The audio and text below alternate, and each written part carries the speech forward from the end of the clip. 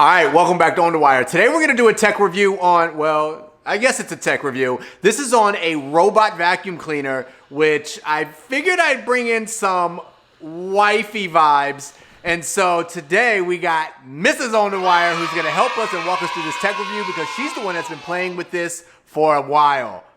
Here we go.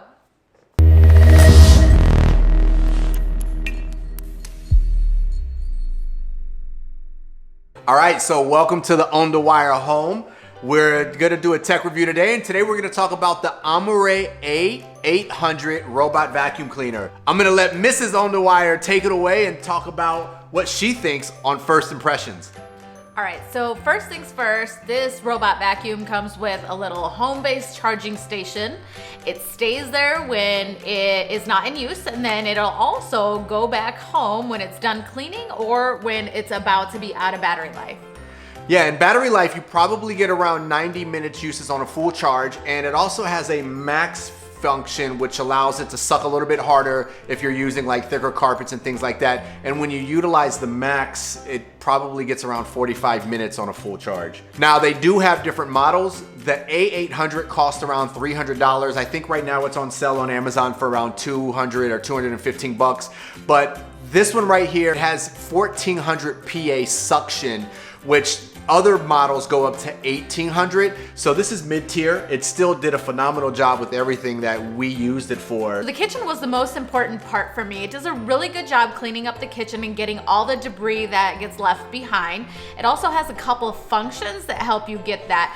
One is that spot feature where if you have a little pile of dirt or debris, it'll clean like in a 3-foot circle around it just to target that one spot. So it gets that really well. And then I also like the edge feature because it gets really well underneath my dishwasher and along like all of my cabinets. And then for some reason, it finds my island, it thinks it's an edge, and it cleans like completely around the island. Yeah, that was super cool because when you put it on edge mode, it finds its way around the house, and whatever it hits, it just starts going around that like it did in the island. It comes with other modes too. It also has an automatic mode, which will just clean the entire house. And the cool thing about this that I thought was probably the coolest thing is after it does a room or it does your house several times, every time it does it, it maps out the design of the house or the design of that room. So the more it does it, the more acclimated it gets to knowing exactly where it goes, which I thought was super cool with the way technology is and how you can put that inside of a vacuum cleaner was awesome. Yeah, it was a little strange when we started because I had no idea where it was going, and I'm sure it didn't either. But as we used it more and more, it seemed to be running a lot shorter because it kind of knew where it was going, and it was very methodical, going on either a diagonal or it knew where like my edges started.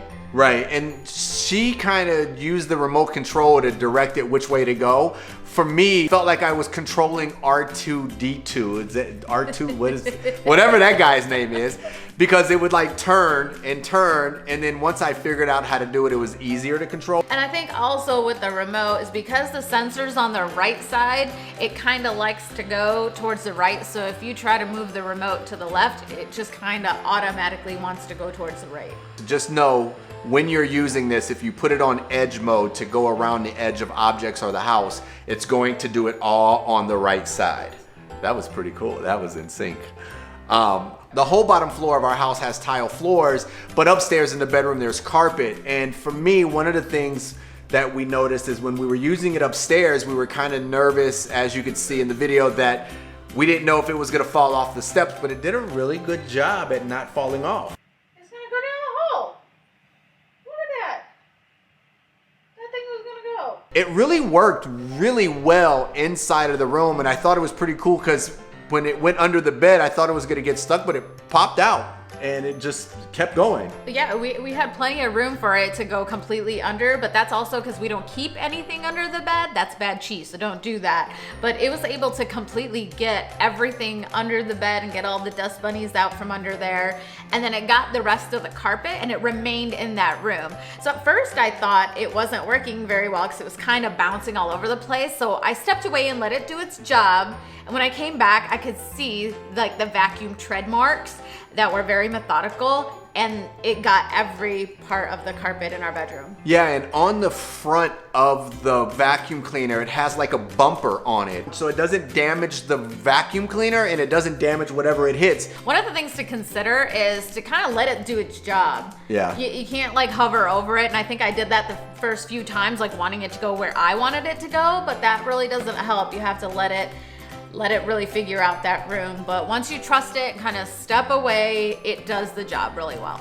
Right, and then once you trust it that it's gonna do its job, you can put it on a scheduler, and you can put it on that scheduler to kind of clean whatever time of the day you want. If you're gonna go out of the house, you can do it while you're gone, and when you come back, everything's vacuumed, and it will find its way back to that base. I think the other thing that we kind of noticed is that they have different models. Again, this is the A800. We tried to connect an app. We tried to connect it to an app on our phone, but for some reason we couldn't get it to connect. And then when we looked in the instruction manual, I don't think we had the version that allowed us to connect it to our phone. So you have to use the actual remote control. But again, the remote control has all the functions that you want. One thing that we noticed for a con is that in our living room, we have one of those shaggy rugs, I guess is what you call it. Yeah. And we noticed it got stuck on there a couple of times. Some of the times it got stuck, and some of the times it cleaned about a third of it and then went in circles and aborted mission and went back to the tile. Yeah, and it actually, we have the home base right next to it. So sometimes I think it got tired getting on that shaggy rug and it kind of just went back home. So that was a con. I think when we put it on a scheduler, we have to lift the carpet up on the end so it might think it's a wall or something so it won't get stuck on it. But we didn't really have any other issues with that about it getting stuck on anything else. So it seemed to work really well. Now, if I could just do stairs. Yeah, it doesn't go up the steps or down the steps. So if you wanted to do downstairs, for us particularly, we have to put it downstairs and it can go back to its base when it's downstairs. But if we wanted to do upstairs, we have to carry it upstairs. And another thing that we found is if you take it upstairs and you use it, if the battery dies, it can't get back to its home base, so it will die at the edge of the steps. And then whenever you get to it, you have to carry it back down and put it on the charger. So lazy. I really wish that it would mop for me too. Well, it might not mop for you, but we did our own mopping with it, and I don't know which one was better, us or the Olympic Games, but we utilized this to our benefit, and as it was vacuuming, I put the mop behind it with the Swifter mop test. And another thing that I liked is it comes with this little crazy looking tool that looks like a comb that allows you to... Well, I know, get all of my hair. Get all of the hair out of it. Yes, again, we don't have any animals. This is straight from one room. So this tool allows you to get the hair and things out of the roller a lot easier than you trying to pull it out, which is super cool. Right here, as you can see, where you clean it out, it's pretty simple. Make sure that you don't turn it upside down, because if you do, dirt will get everywhere. So you want to hold it like this, turn it around, and you're going to see there's a little hole at the bottom that you pull out the tray. When you pull out the tray, you can see all of this dirt that's sitting in here, and then you just dump it and then put it back in. Once you put it back in, you're good to go for round 2 of cleaning. All right, so with all of those pros and all of those cons, I definitely want to say we're giving it a thumbs up. I know I love it. I know she likes it. Yeah, it's definitely one less chore I have to do. Or I have to do. So I'm gonna put a description for this below. It comes in white and black, so I'm gonna put descriptions for both of those if you wanna check these out. And while you're down there, hit that subscribe button. Again, the more people that know about this channel, the better decision people can make before they go out and buy these products. Also, while you're down there, look at my website, OndaWire.com. I teamed up with Amazon, and I don't sell anything on the website except my own personal wireless chargers. Everything else is through Amazon to find you the best deals that's updated daily. Again, this has been another production from OndaWire. We're out.